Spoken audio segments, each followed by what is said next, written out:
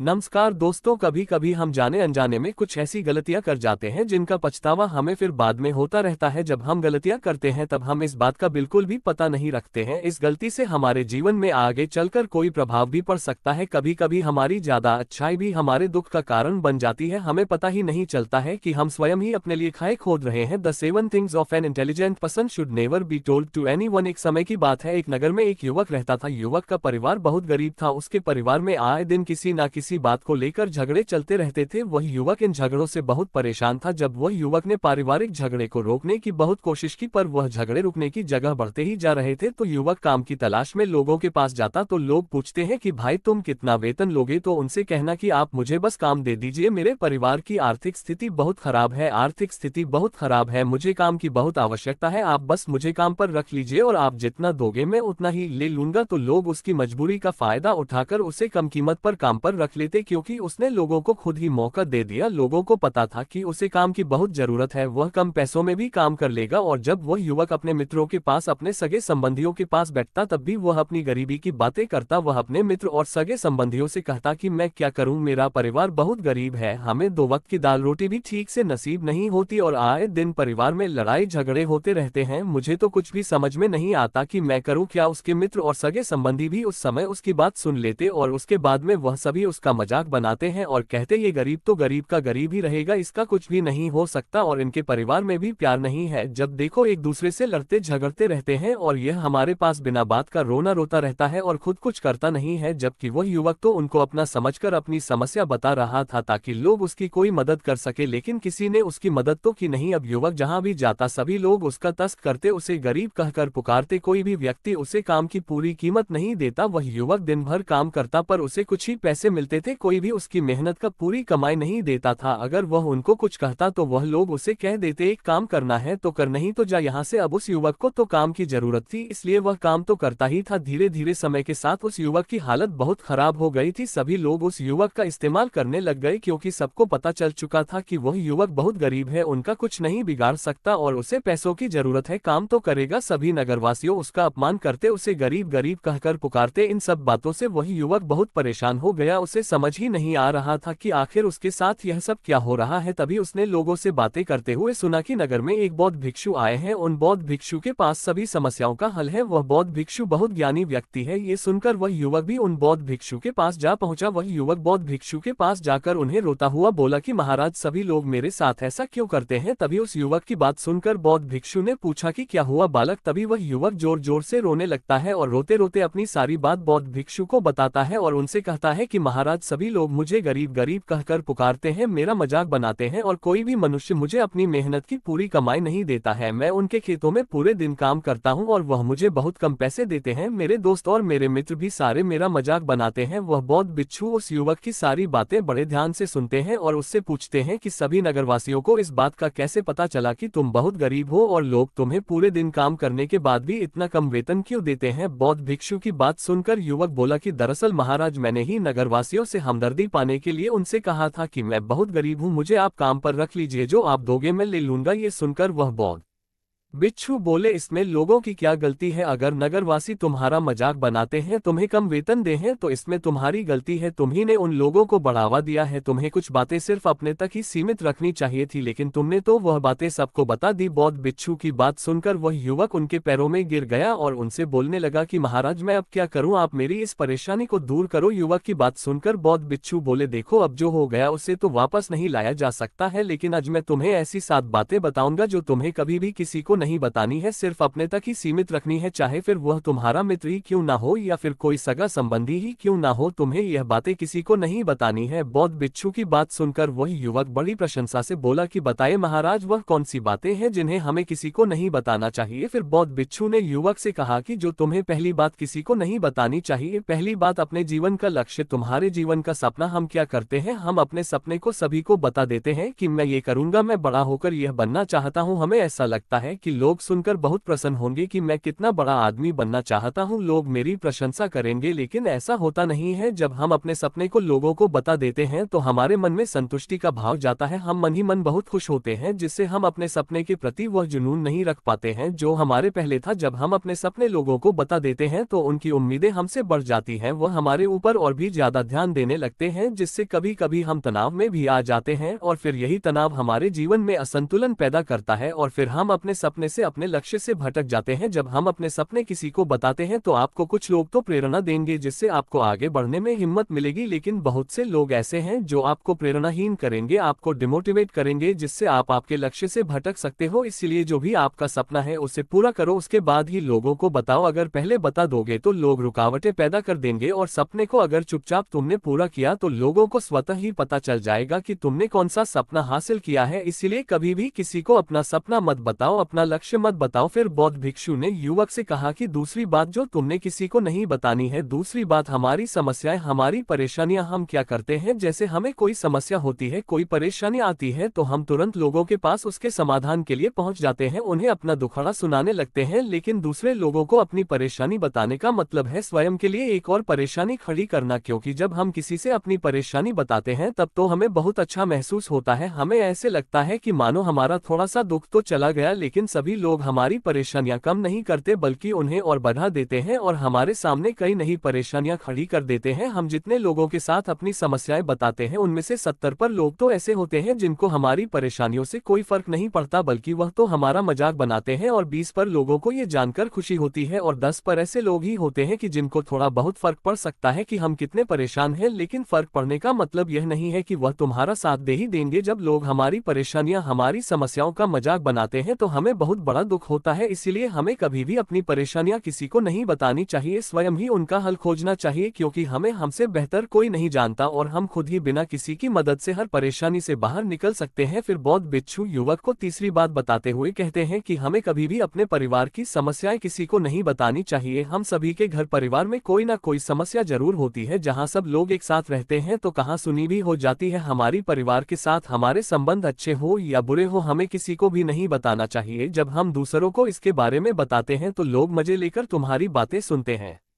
उन्हें कोई फर्क नहीं पड़ता कि तुम किस परेशानी में हो, बल्कि वह लोग तो उन कमजोरियों का फायदा उठाने की कोशिश करेंगे। तुम्हें तुम्हारे परिवार की समस्याओं को आपस में ही अपने परिवार वालों से बात करके सुलझा लेनी चाहिए, तो तुम्हें दूसरे लोगों को बताने की जरूरत ही नहीं पड़ेगी। और जब हम अपने और अपने परिवार की समस्याएं लोग को बताते हैं तो लोग हमें कमजोर समझने लगते हैं, हमारे बारे में सोचने लगते हैं कि यह तो कुछ नहीं कर पाएगा, यह अपने परिवार को नहीं संभाल सकता, इतनी छोटी छोटी बातों पर ही परेशान हो रहा है, तो यह आगे चलकर जीवन में बड़ी बड़ी समस्याओं का सामना कैसे करेगा। हम तो लोगों को अपने परिवार की समस्याएं ये सोचकर बताते हैं ताकि वह हमारी मदद कर सके, लेकिन ये दुनिया बहुत मतलबी है, इस दुनिया में कोई आपका खास नहीं है। लोग हमारी बातें मजे ले लेकर सुनते हैं और हमारे सामने तो झूठी हमदर्दी दिखाते हैं, और फिर हमारी पीठ पीछे जो बातें हम उन्हें बताते हैं उन्हें अच्छे से नमक मिर्च लगाकर चारों तरफ फैला देते हैं, जिससे उन लोगों का तो कुछ नहीं बिगड़ता पर तुम्हारे परिवार की इज्जत मिट्टी में मिल जाती है। लोग तुम्हारे परिवार के बारे में तरह तरह की बातें बनाने लगते हैं, एक बात की 100 बात करने लगते हैं, जो बात हुई नहीं उस बात को भी नमक लगाकर बता दे हैं। इस दुनिया में घाव पर मरहम लगाने वाले तो कम हैं और नमक छिड़कने वाले बहुत ज्यादा हैं, इसलिए कभी भी किसी को अपने परिवार की स्थितियों के बारे में नहीं बताना चाहिए। चौथी बात, अपनी संपत्ति किसी को मत बताना। फिर बौद्ध भिक्षु ने उस युवक को चौथी बात बताते हुए कहा कि तुम लोगों के सामने इस बात को कभी मत बताना कि तुम किन चीजों के मालिक हो या फिर तुम्हारे पास क्या क्या है। तुम तो लोगों को ऐसे ही अपने बारे में बताते हो कि तुम्हारे पास इतने बंगले हैं, इतनी गाड़ी है, इतना धन है, ताकि लोगों को पता चल सके, लेकिन तुम ये सोचकर उन्हें नहीं बता रहे हो कि तुम उन्हें नीचे दिखाने की कोशिश कर रहे हो। लेकिन लोग तुम्हारी बातों का गलत मतलब निकाल सकते हैं, वह सोच सकते हैं कि तुम उन्हें नीचा दिखाने के लिए ये सब बातें कर रहे हो और फिर वह तुमसे नफरत करने लगेंगे। उस समय तो वह कुछ नहीं बोलेंगे, लेकिन अंदर ही अंदर वह तुमसे नफरत करने लग जाएंगे और तुमसे दूर होने लग जाएंगे, तुम्हें गिराने की कोशिश करेंगे, और हो सकता है कि तुम्हारी बातें सुनकर तुम्हारे पास इतना धन है ये जानकर कुछ लोग तुम्हारे से झूठे रिश्ते बना ले, तुमसे अपना मतलब भी निकलवा सकते हैं। इस इस दुनिया में ऐसे बहुत से मतलबी लोग हैं जो लोगों से बस धन पाने की चाहत में रिश्ता जोड़ते हैं, इसीलिए तुम्हें अपना धन किसी को नहीं बताना चाहिए। समय के खेल का किसी को पता नहीं, आज अच्छा है तो जरूरी नहीं कल भी अच्छा हो। मान लो आज तुम्हारे पास खूब धन दौलत है, लेकिन अगर कभी आपके पास नहीं रहे और आप लोगों से मदद मांगोगे तो लोग आपकी मदद नहीं करेंगे बल्कि आपको ताने मरेंगे, आपसे कहेंगे कि तुम्हारे पास तो इतना धन था, कहाँ गया वह धन? तुम सच बोलते थे या फिर झूठ मूठ का गुणगान करते रहते थे। और हमें अपनी धन दौलत की बात लोगों के सामने इसलिए भी नहीं बतानी चाहिए, और हमें अपनी धन दौलत की बात लोगों के सामने इसलिए भी नहीं बतानी चाहिए क्योंकि इस दुनिया में बहुत से ऐसे लोग हैं जिनके पास पीने के लिए स्वच्छ पानी भी नहीं है, वह गंदा पानी पीते हैं। उनके पास खाने के लिए 2 वक्त की रोटी भी नहीं है, जबकि तुम्हारे पास सब कुछ है। इसीलिए कभी भी खुद से गरीब लोगों के सामने कभी भी अपने धन का दिखावा ना करें, हो सके तो उनकी मदद कर दे। 5वीं बात, कभी भी अपनी सफलता का रहस्य किसी को मत बताना। फिर बौद्ध भिक्षु ने उस युवक को 5वीं बात बताते हुए कहा कि कभी भी अपनी सफलता का रहस्य किसी को मत बताना। हमने सफलता हासिल कैसे की है ये बताना कोई गलत नहीं है, अगर कोई मनुष्य उससे सीख कर आगे बढ़ता है तो ये बहुत अच्छी बात है। लेकिन अधिकतर लोग क्या करते हैं, हमारे बताए गए रास्ते पर हूबहू चलना शुरू कर देते हैं, और अगर वह हमारे बताए गए रास्ते पर चलकर असफल हो जाते हैं तो फिर वह हमें ही दोष देने लगते हैं, जबकि हमने तो उनके लिए अच्छा ही किया था, मगर वह हमें ही दोषी मानने लगते हैं और कहते हैं कि काश मैं इसकी बातों में नहीं आया होता, इसने तो मुझे गलत रास्ता बता दिया। जबकि सबके लिए सफलता का एक ही तरीका काम नहीं करता, जिस तरीके से तुम सफल हुए हो जरूरी नहीं कि वैसे ही उन्हें भी सफलता मिल जाए। इसलिए कभी भी किसी को अपनी सफलता का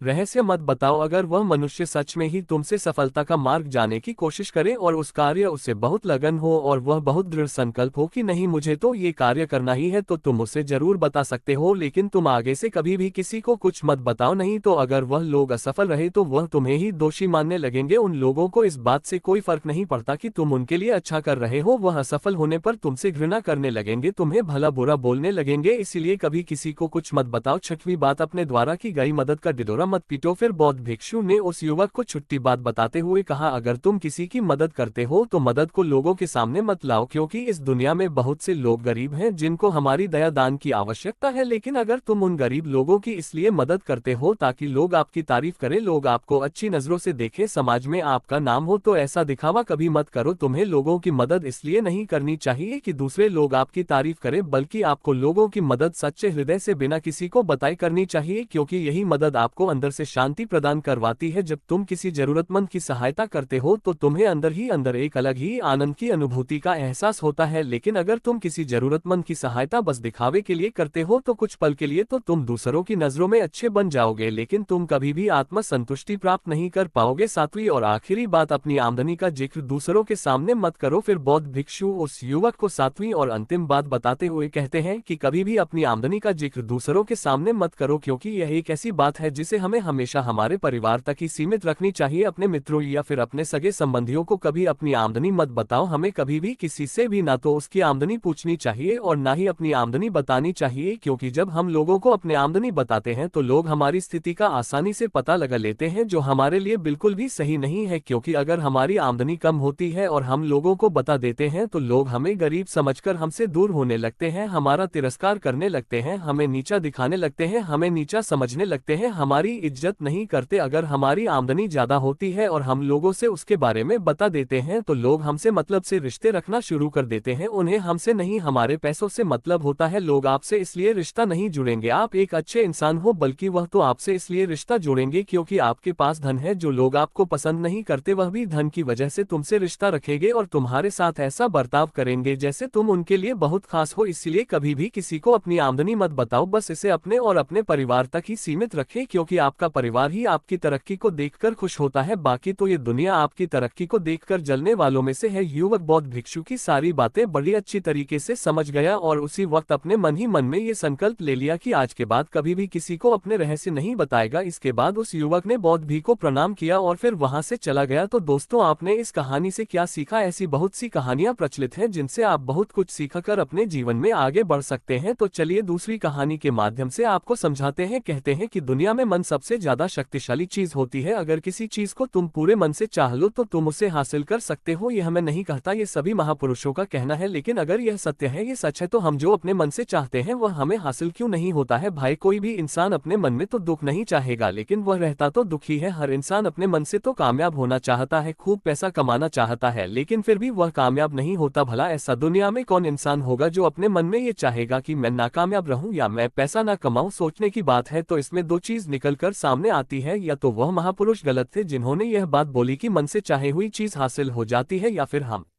गलत है। आज की पोस्ट में मैं जो कहानी बताने वाला हूं उसमें आपको एक ऐसा मंत्र मिलेगा, उसे समझने के बाद आपको एक ऐसा मंत्र का पता चलेगा जिससे आप ये समझ पाएंगे कि अपने मन से कोई भी चीज कैसे करवाई जाती है, मन में किसी भी बात का बीज कैसे बोया जाता है। यह इस कहानी से आपको अच्छी तरह से समझ में आ जाएगा और इससे आप ये भी समझ पाएंगे कि आकर्षण का नियम, लॉ ऑफ अट्रैक्शन, कैसे काम करता है। कहानी छोटी सी है लेकिन बहुत ही गहरी है। इस वीडियो को पूरा लास्ट तक देखना तो ही आप अच्छे से इस कहानी का पूरा लाभ ले पाएंगे। तो चलिए कहानी शुरू करते हैं और समझते हैं कि मन का मंत्र मन को कंट्रोल कैसे करे। एक बार की बात है, एक आदमी के जीवन में सिर्फ दुख ही दुख थे। वह जो भी काम करता उस बेचा का वह काम पूरा ही नहीं होता। घर में आता तो घर में क्लेश बना रहता, किसी से कोई मदद मांगता तो कोई उसकी मदद नहीं करता। ऐसा लगता था कि चारों तरफ से उसके ऊपर दुख का पहाड़ टूट पड़ा है। उसे समझ नहीं आ रहा था कि मैं इन दुखों से कैसे पार पाऊं। वह दिन रात यही सोचता रहता था कि अपने दुखों से छुटकारा कैसे पाना है। इसी कारण से वह रात में सो भी नहीं पाता था। उसकी आंखों के नीचे बड़े बड़े काले घेरे बन गए थे जो इस बात का प्रतीक थे कि वह आदमी कितना दुखी है और कितना चिंतित है। कभी कभी तो उसके मन में आत्महत्या करने के भी ख्याल आते थे, लेकिन अपने परिवार की चिंता करके वह ये कदम नहीं उठा पाता। वह इतना दुखी हो गया कि उसने निर्णय किया कि वह इन दुखों से छुटकारा पाकर ही रहेगा। इसके लिए चाहे उसे कितनी ही मेहनत करनी पड़े, कुछ भी करना पड़े, चाहे अंगारों पर चलना पड़े, लेकिन इन दुखों से छुटकारा हासिल करके रहेगा। ऐसे ही एक दिन उसने अपने मित्र से पूछा कि मैं अपने जीवन को कैसे सुधारे। उसके मित्र ने उसे बताया कि तुम किसी बाबा के पास जाओ। बाबाओं के पास ऐसा मंत्र होता है जिससे सारे दुख मिट जाते हैं, जीवन खुशियों से भर जाता है और धन संपदा भी हासिल होती है। तुम किसी ऐसे बाबा को ढूंढ लो, बस तुम्हारा काम बन जाएगा। उस आदमी के मन में यह बात पूरी तरह से पक्की बैठ गई कि कोई बाबा ही मेरा दुख दूर कर सकता है, और इसीलिए उसे किसी भी बाबा के बारे में पता चलता तो वह उस बाबा के पास पहुंच जाता, उस बाबा को अपनी समस्या बताता और उससे उसका समाधान पूछता और कहता कि बाबा, मैं कुछ भी करने के लिए तैयार हूं, लेकिन मेरी इन समस्याओं से मुझे छुटकारा दिला दीजिए। आप जो कहेंगे मैं वह करूंगा, लेकिन मेरे जीवन को सुधार दीजिए। बाबा उसे कुछ टोने टोट के बताते थे करने के लिए और बदले में दान दक्षिणा ले लेते थे कि यह टोना टोटका करने के बाद तुम्हारे घर में सुख शांति बनी रहेगी, बस इस टोटके को पूरी विधि के साथ करना। वह आदमी घर लौटकर पूरी विधि के साथ टोने टोटके करने लगा, लेकिन बहुत टोने टोटके करने के बाद भी उसके जीवन में कुछ बदलाव नहीं आया। इसके विपरीत उसका जीवन और ज्यादा दुखी हो गया। जो भी बाबा उसे टोना टोटका देता था वह बदले में उससे दान दक्षिणा लेता था, जिससे उसका धन भी धीरे धीरे खत्म हो रहा था। इससे उसके जीवन में दुख और ज्यादा बढ़ गया। तब उसे लगा कि बाबाओं के पास जाने से तो मेरे जीवन में दुख कम होने की वजह बढ़ते ही जा रहे हैं, तो मुझे क्या करना चाहिए, बाबाओं के पास जाऊं या ना जाऊं। फिर एक दिन एक आदमी ने उसे बताया कि तुम अपने घर में किसी पंडित को बुलाकर हवन करवा लो, हवन होगा घर शुद्ध हो जाएगा, कोई भी बुरी ऊर्जा होगी घर में तो वह घर से बाहर चली जाएगी। किसी पंडित को बुलाकर पूरे विधि विधान उसे मंत्र उच्चारण कराओ, हवन कराओ, जिससे घर में सुख शांति आए। उस आदमी के मन में यह बात बैठ गई और उसने एक पंडित को अपने घर पर बुलाकर हवन करवा दिया। हवन अच्छी तरह से संपन्न हुआ, बदले में पंडित ने भी अच्छी दान दक्षिणा ली और उसके बाद वह वहां से विदा हो गया। लेकिन कुछ दिनों के बाद उस आदमी को महसूस हुआ कि उसके जीवन में अभी भी कोई बदलाव नहीं आया है। अब वह आदमी पूरी तरह से दुखी हो गया और ज्यादा परेशान हो गया। अब तो उसे लगने लगा था कि मेरे जीवन में से दुख कभी खत्म ही नहीं होंगे, और यही सोच सोचकर उस आदमी का बुरा हाल हो गया था। फिर एक दिन उसे अपने मित्र से एक ऐसे बाबा के बारे में पता चला जो समाधान बताने के लिए कोई दान दक्षिणा नहीं लेता था। उस आदमी को लगा कि यह बाबा दूसरे बाबाओं की तरह नहीं हो सकता, क्योंकि यह तो दान दक्षिणा लेता ही नहीं, और अगर दान दक्षिणा नहीं लेता तो ये सच में कोई सिद्ध बाबा होगा। और यही सोचकर वह उस बाबा के पास पहुंच जाता है। जब वह